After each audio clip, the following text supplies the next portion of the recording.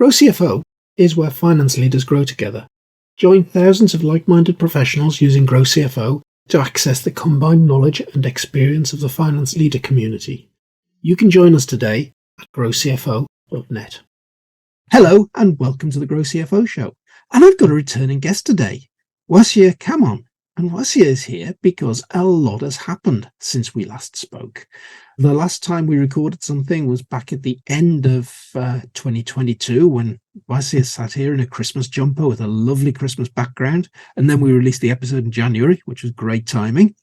But there's been a change of company, a change of industry, a realization of the two skills that really matter if you're looking for that next job and that step on, and not only a change of company, but a promotion within that company in the first 3 months, which is all pretty impressive. And there's a few other fantastic things happened in Wassia's life at the same time. So we're going to catch up on that.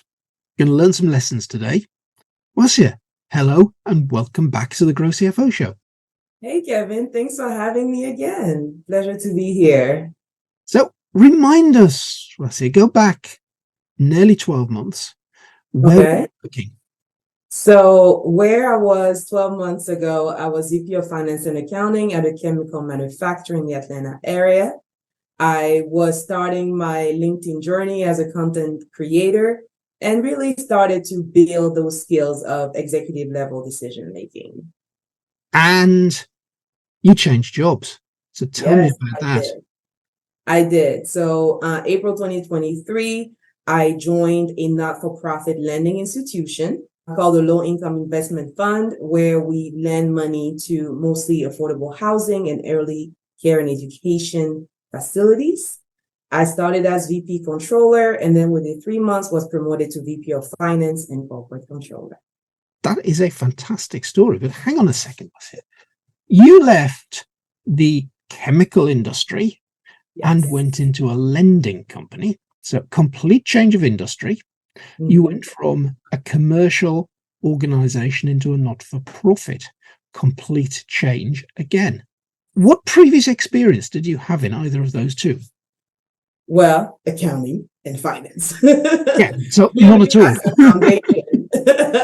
Really as a foundation. At the time, I've been a board member on a not-for-profit organization, but I wasn't in the operations, right? We have the board meeting with the CEO coming to present, and that was pretty much it. I was never involved in the day-to-day accounting operations of a not-for-profit, not at all in the lending industry. So that's a complete change from what I was used to because I started in corporate accounting. So I went from staff accountant to controller. I dabbed into FP&A at a large pharmaceutical company. And so being outside of the manufacturing side and the commercial side has been a great learning experience because I do believe in stretching yourself. Because after 15 years of doing the same thing, I was like, okay, I can go to another manufacturing or tech company, but is it really going to stretch me and allow me to understand more of what's out there? And plus, I really like the mission of the company. And so I was like, okay, working for a mission-driven organization was really something I was really looking forward to, even though the experience of the not-for-profit itself was quite limited. Okay, brilliant. So you've given yourself the sort of organization you really wanted to work for. You've given yourself a nice challenge in having to learn quite a lot. But take yourself back to that process of actually getting the job. Now, there must have been people applying for that position that had not-for-profit experience, that had a background in the lending industry. What did you do to overcome that challenge of lack of experience to actually land a job? It started way before I even wanted to change. And that's something I like to encourage my mentees and others to do. It starts with personal branding and understanding your value. So once you understand that you have your offline expertise needs to be reflected online, you're a rock star at work, but the whole world also needs to know what your skill set is, just in case somebody Googles you, on LinkedIn you before working with you. Why would they take you seriously? To me, it starts first with personal branding and making sure that you are in sync just in case, so that opportunities such like this can come and find you, or when you go for them, it's easier to position yourself. So when you looked at my LinkedIn profile, when you looked at my online presence, you understand that yes, I'm good in accounting and FP&A. You will also understand in my interactions that I'm really into mentorship and growing teams. And so then another piece of that was starting to network. So I went to an AICPA summit. It was by invitation only, and I was invited because of a post I made on LinkedIn. And there I was able to engage with Fortune 1000 leaders, finance leaders, VPs at big organizations here in the US and globally. And so I started making connections. When I was like, okay, I probably need to make a change, I was able to call and say, hey, help me, I don't know. And that's how I ended up meeting someone, a recruiter called me, went through an interview process and got the job. So that's the whole thing that happened before I got the I'm job. seeing in practice there exactly what we teach on the Future CFO program and Grow CFO. It's a 9-module program. Module 4 is all about your personal brand. Normally, it's Andrew Waters, who's from recruitment agency Xander, that runs Module 4. And then I run Module 5, which is all about networking, which is all about, to start off with, making those connections on LinkedIn and using them and leveraging them. Yes. And that is just absolutely fantastic to see those things used in practice. Mm-hmm. You're becoming a bit of a rock star on LinkedIn. Trying. Tell us a little bit more about what you're up to on LinkedIn.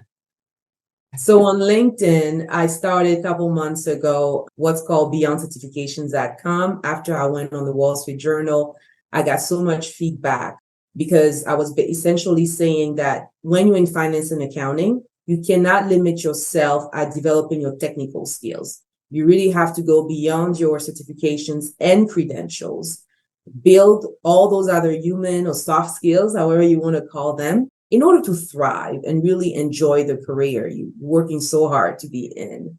And so that's my main focus right now, is definitely mentoring more and spreading the word.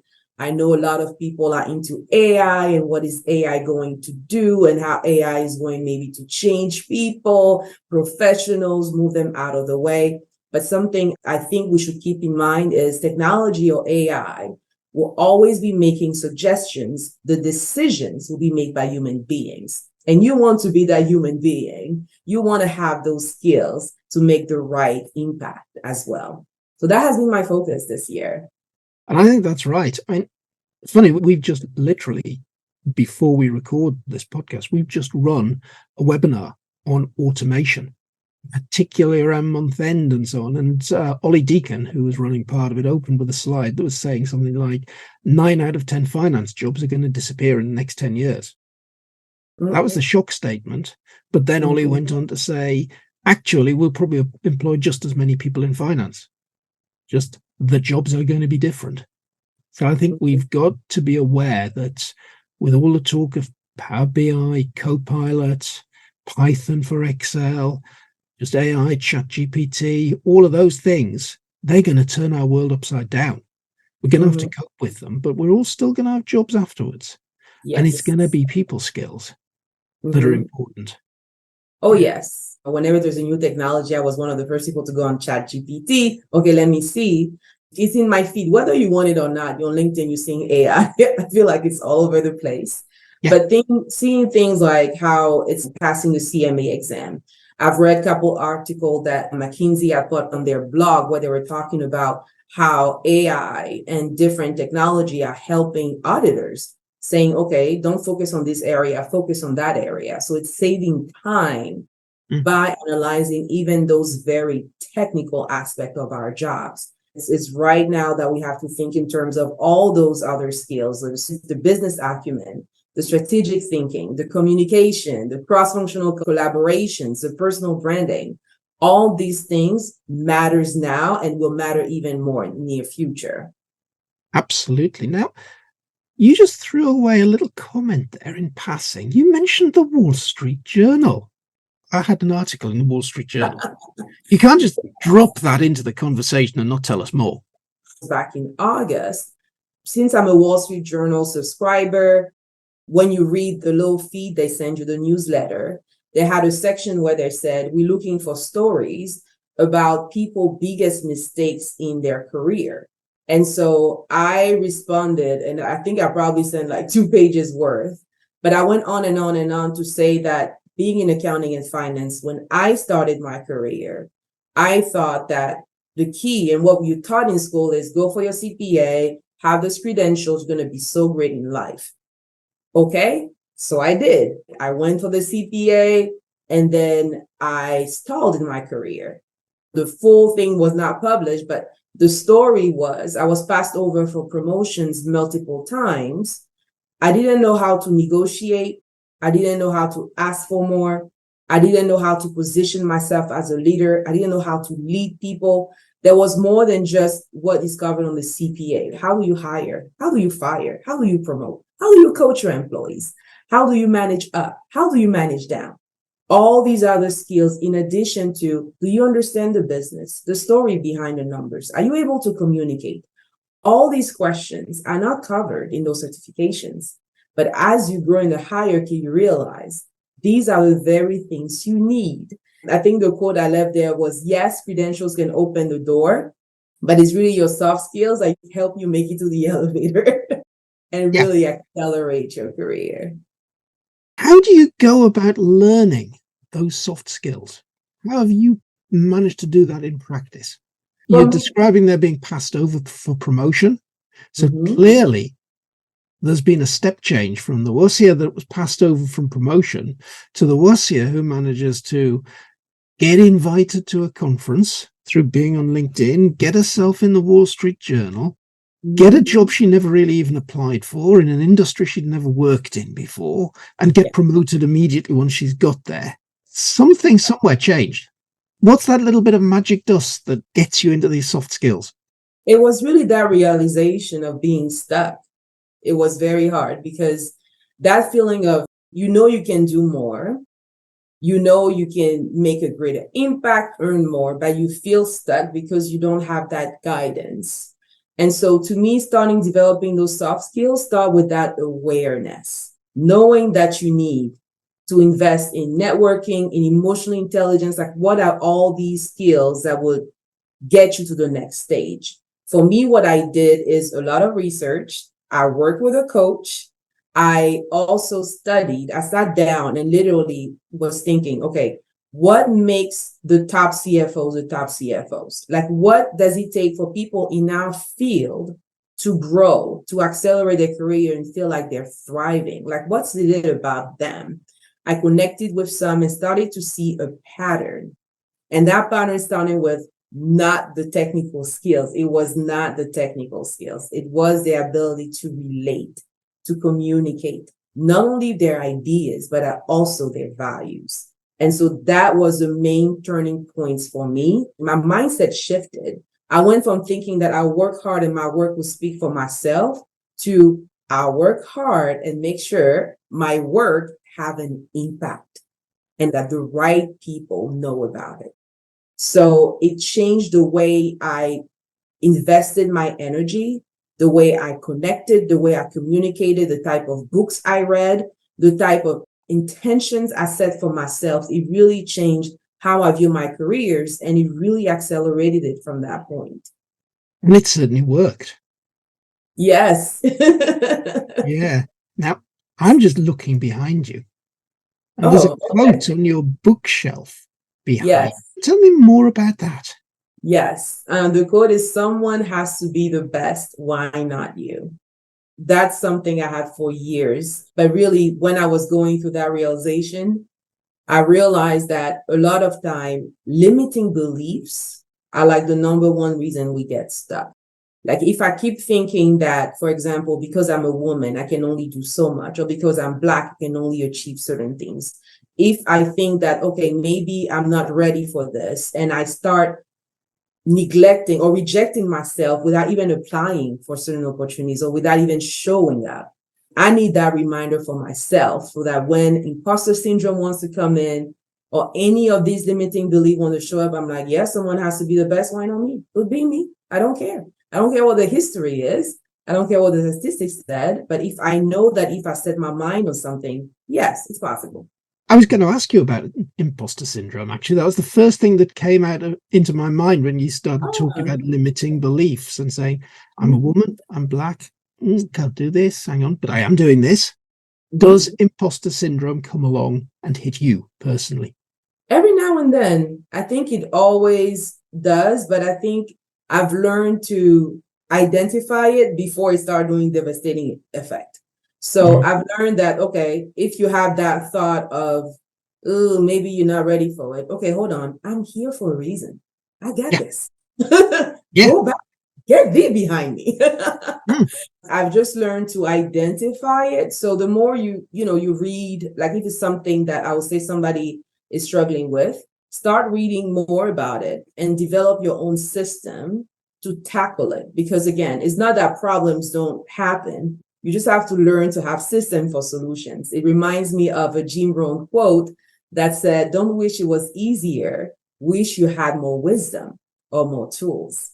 So that's really how I work. I can say navigate imposter syndrome. I have a literal reminder before I sit on my desk. Someone has to be the best. Why not you? I have a lot of other quotes here, but that's one of my. I love that quote. But I suppose there's a really practical part of what you just said there. You stepped into a new industry and a different type of commercial organization and needing to learn an awful lot about both of those. How did you actually go about learning the accounting requirements of a non-profit, learning how the finances of a lending organization work? Now, you must have felt out of your depth on day one. How did you in practice sort that out? Yes. So for me, I came up with my own onboarding checklist. And I think I shared one on LinkedIn not too long ago for overall organization, but I literally have an onboarding system. And so what I do is I start with the original job description, and then I identify what are the key area. Once you start, the key point of contacts, and then literally every week I need to learn this. I need to subscribe to this. I signed up for the AICPA had an NFP for profit certificate. I signed up for it. I started making time for it. But I've learned that you have to onboard yourself. Unfortunately, when you're not in public accounting, when you're in FP&A or other role, I feel like the onboarding system is not there. It almost sounds like, okay, welcome in. Here's your badge. Here's where you sit. Here's your computer. See you. There is no like, okay, the first month you need to learn this. The second month you should learn this. The third month you should learn this. You have to do it on yourself. You have to bring yourself up to speed faster, especially when you start at an organization at an executive level. Like nobody's going to come here and train you and say, oh, now you move to this. You really have to own that process. So I went in with that mindset. I went in ready to onboard myself, ready to make the connections, ready to learn, okay, this is how my plan is going to be to learn the technical side. This is what my plan will be to learn the company way of doing things. So I went in with a game plan. So it worked out. Yeah. Wow. Gosh. Should have you on board on the Future CFO program. I teach a module right at the end. The final module is your first 100 days as CFO. And we're talking about how do you onboard yourself into this. And I think one of the things that I point out is, look, your first 10 days of this 100 days is going to be your induction. Chances are, if HR are in charge of the induction, will be, here's your laptop, here's how to use it, here's how we submit expenses, here's how we buy stuff, give us your details so we can pay you at the end of the month, bye-bye.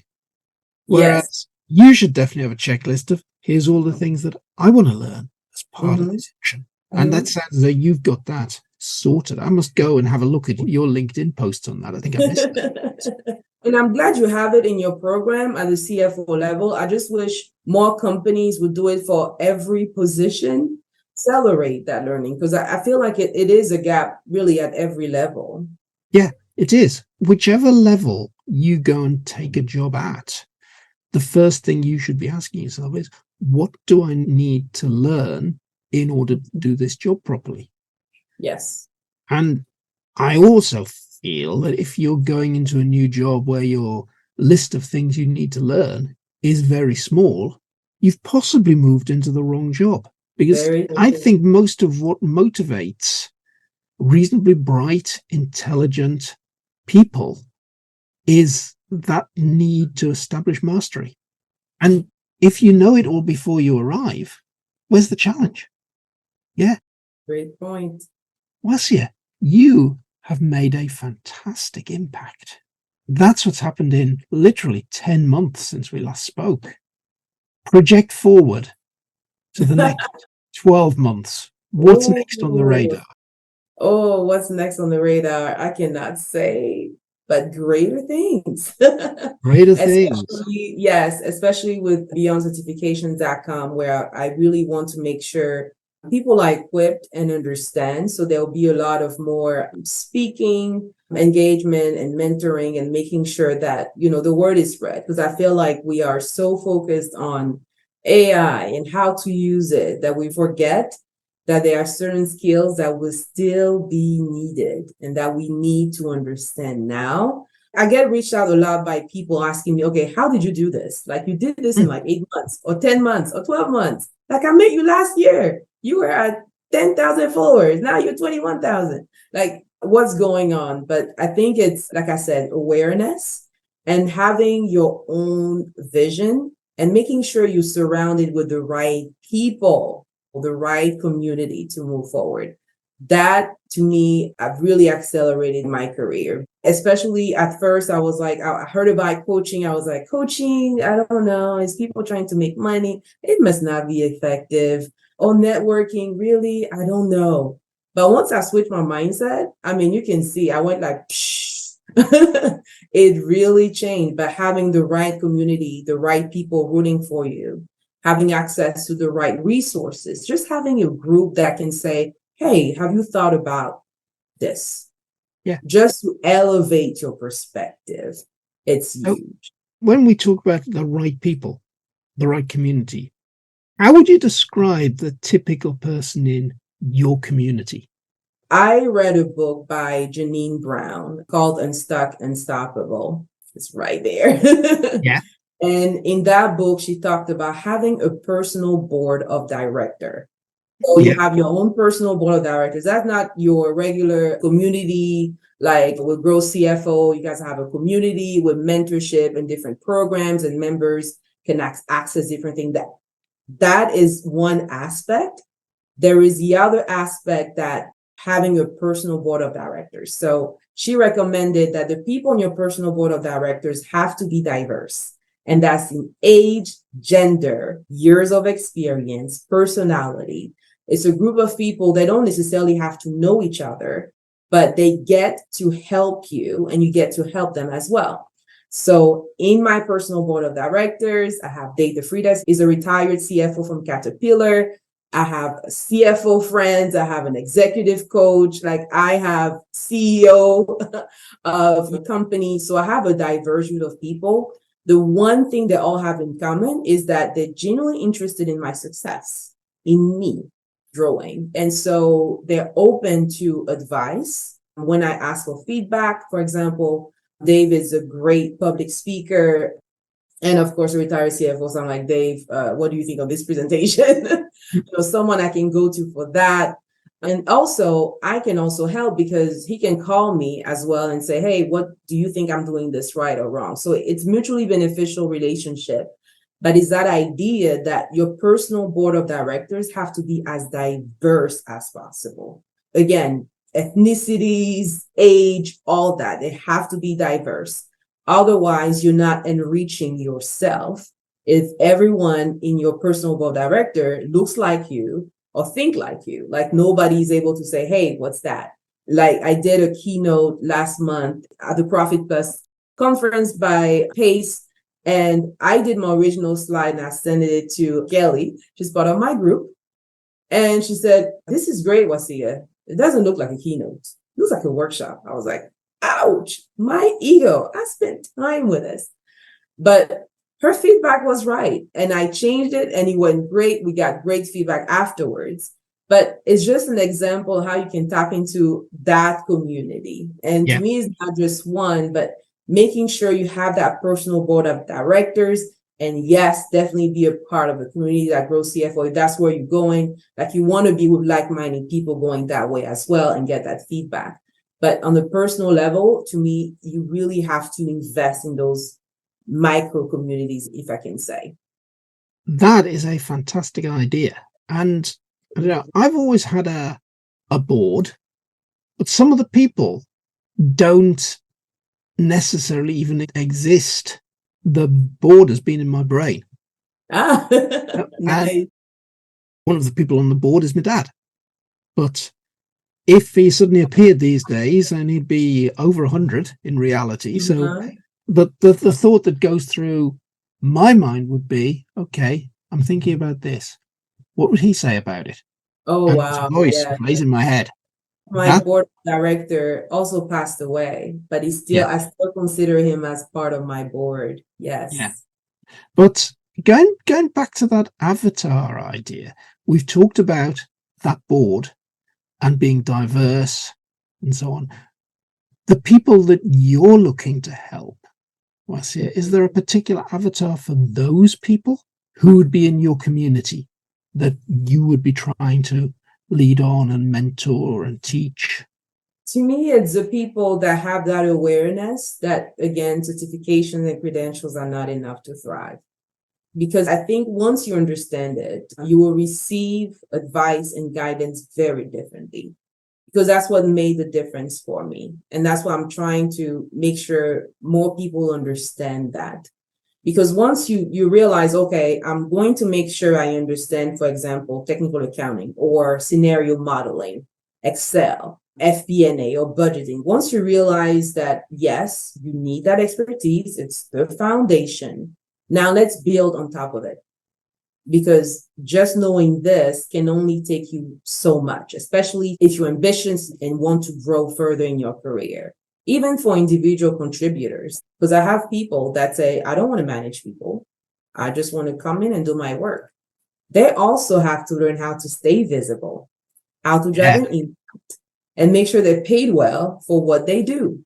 And so it's always that, to me, it's really that awareness, that the foundation of it all. I've got no problem with somebody saying, I don't want to manage people.